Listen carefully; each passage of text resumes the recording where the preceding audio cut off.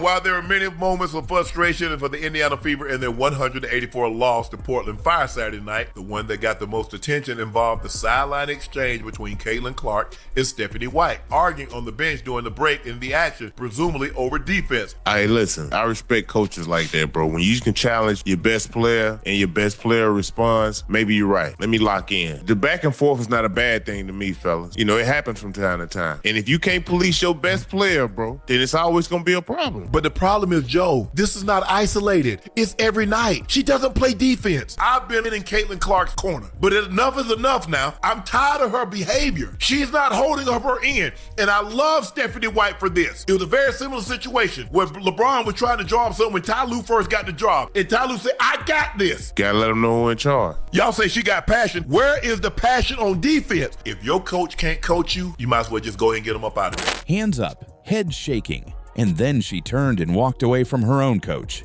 on national television. That's what Caitlin Clark did Saturday night, and the entire basketball world saw it. One timeout, one blow up on the Indiana Fever bench, and suddenly everyone's asking the same thing. Is something broken in Indiana? Because this wasn't some quiet little disagreement. So Stephanie White and Caitlin Clark had their argument, and as expected, the fallout from it is significantly more than it should be.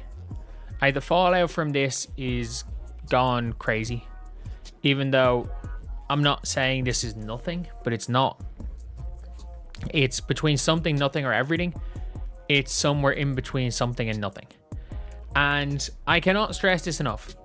People are like, oh, Caitlin Clark, she's going to demand out because of Stephanie White. The cameras caught all of it. The pointing, the frustration, the moment Clark got out of her seat and stepped away. And what happened about 60 seconds later might tell you everything you need to know about where this team is heading. My goodness, I'm pretty certain the dark side of the fandom grew greatly tonight.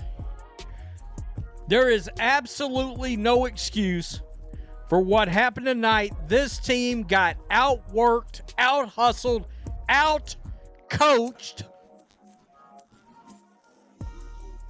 I don't ever want to hear Stephanie White and defensive guru ever put together again.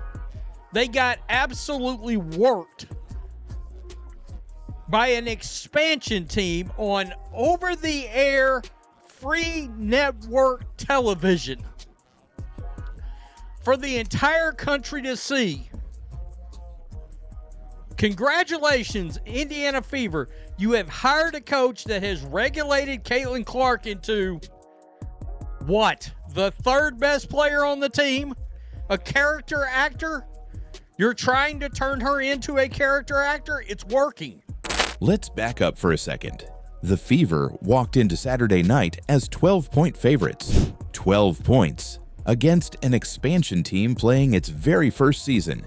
This was supposed to be a walk in the park. It was the opposite. The Portland Fire didn't just beat Indiana, they embarrassed them, 100-84. And the worst part? Caitlin Clark had one of the roughest nights of her entire career. 6 points, one made basket out of 7 tries. She missed every single three she put up. For the player who rewrote the record books in college, that's almost impossible to believe. Clark came out once again with her hair on fire. Stephanie White benched her. What are we doing? By the way, expansion team officially has a better record than the Indiana Fever.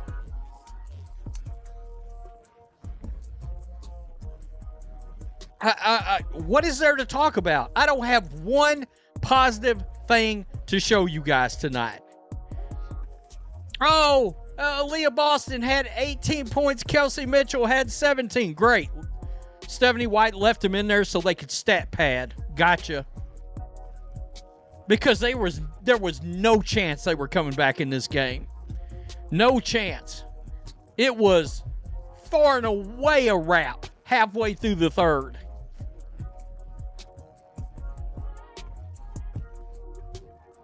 Unbelievable. But it wasn't only the shooting. Clark kept getting whistled for fouls, 3 of them before halftime. So she spent big stretches of the game stuck on the bench, watching, getting more and more frustrated. And the longer it went, the more you could feel something building. Then came the timeout that broke the internet. Second quarter, Indiana already in deep trouble. White pulls her group in close, and the body language tells the whole story. The coach is fired up. She's pointing right at Clark. She slaps her own knee to drive the point home. And Clark, she's not having it. She throws her hands in the air. She shakes her head. At one point, she stands all the way up and steps behind her coach, clearly done with the conversation. And it's a clip of Coach Stephanie White getting into it with Caitlin Clark. She's on the bench. It seems like she's getting really heated with her players. Caitlin's on the bench. She gets heated as well, puts her hands up. It seems like they were talking about some sort of defensive scheme or something. Coach Stephanie White gets annoyed with this, gets Caitlin Clark out of there, Raven Johnson in. Now, this was a very frustrating game. So I can understand frustrations in the huddle. I can also understand moments where players and coaches get into it. And even the last time that these two got into it, I came on here and I told you guys, I was like, I actually don't think this is that big of a deal.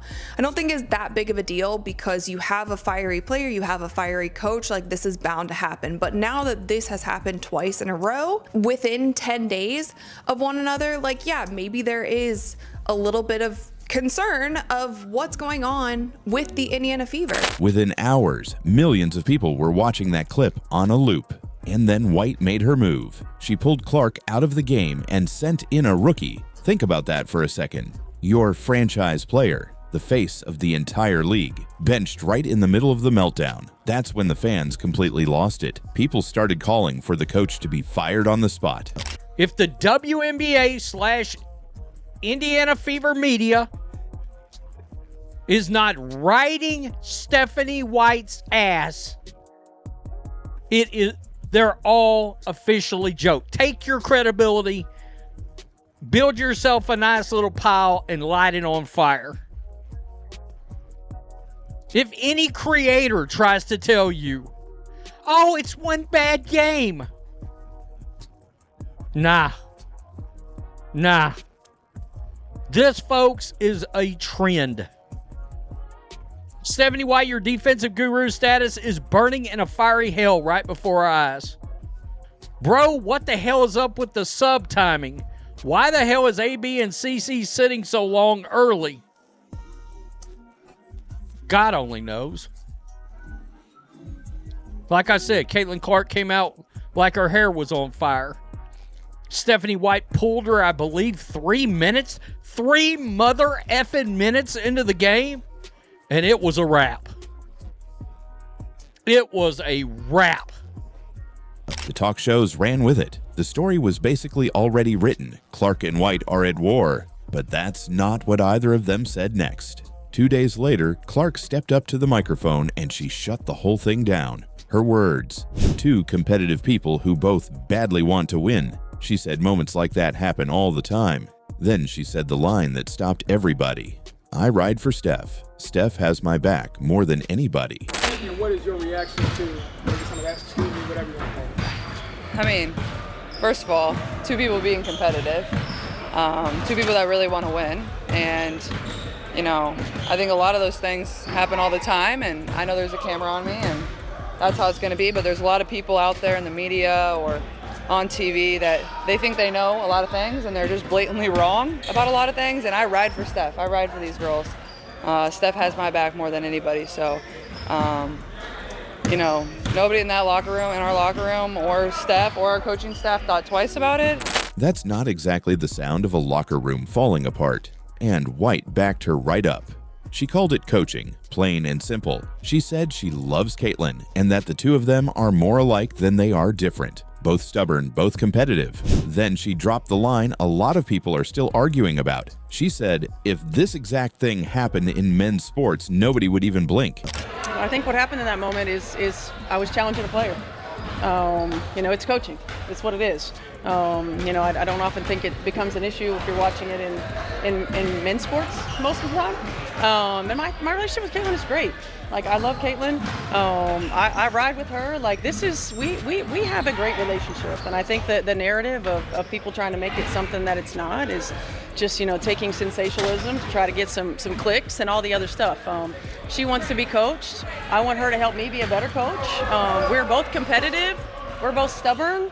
We're more alike than different. Hopefully we continue to bring the best out of each other. Even teammate Lexi Hull jumped in to say, yeah, there's frustration, but that's just part of the game. Everybody had something to say over the weekend because of the huddle with Caitlin, Stephanie White.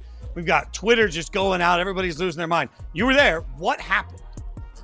Yeah, I think it's just there's frustration. I think we noticed they were trying to pick on Caitlin a little bit on defensive end. She was getting called for some fouls that, fouls aren't fun. She got in some foul trouble. Our team got into some foul trouble, and that's just all it was. I think that's part of the game. There's frustrations that rise and decisions have to be made. And ultimately, this wasn't something that carried on. This is in the moment, something that happened and not something that is talked about now in our locker room, talked about even later on in the game. That's just something that happened. And unfortunately, Caitlin's got a camera on her 24/7. And so you see every little thing, but this happens almost every day in women's basketball. So not something that we're worried about at all. And the reporters who cover this team every single day, they shot the firing rumors all the way down. So here's what's really going on. This isn't a team ripping itself apart at the seams. This is a championship contender that just got punched in the mouth by an expansion team and absolutely hated how it felt. The blow-up wasn't betrayal, it was two intense competitors who can't stand losing badly, on the biggest stage possible. But here's where it gets interesting. Clark says it's nothing. White says it's nothing. The team says it's nothing. And yet, that video is still everywhere, and the fans are still split right down the middle. Some see two fierce competitors who'll be totally fine by next week. Others believe you don't scream at the best player in the world and bench her without a crack forming somewhere. The Fever sit at 4-4. The pressure is very real, and the next few games are going to tell us exactly which side was right.